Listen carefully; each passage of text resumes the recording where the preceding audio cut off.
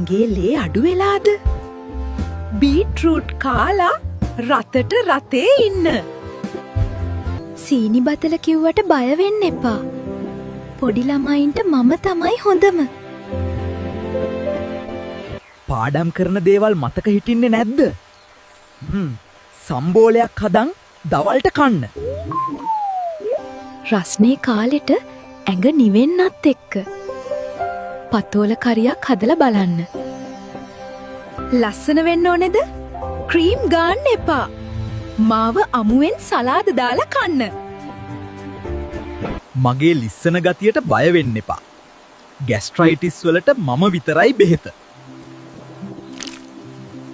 ඇඟට පතට හයිය ඕනෙද? මුරුඟ හොද්දක් බීලා බලන්න.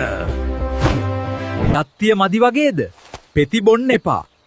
දඹල මැල්ලුමක් කාලා ඇඟ හදාගන්න. කටට තිත්ත වුණාට ඇඟට මම පැණි රසයි. සීනි බස්සන්න මාවම කන්න. සුදු වෙන්න ඕනේද ඔයාට?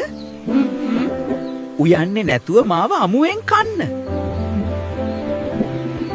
චිකන් කෑල්ලට වඩා මම හරි ගණන්. පොලොස් ඇඹුලක් කාලා බලන්නකෝ. පිටි කෑම කාලා ලෙඩ වෙන්න එපා. ගමේ රහට දෙල් කෑල්ලක් කන්න. ඇට ටික විසි කරන්න එපා.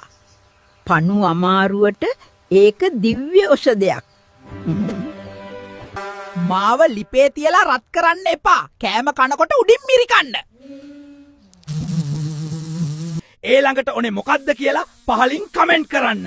මේ වීඩියෝ එකට ලයික් කරලා ෂෙයාර් කරන්න.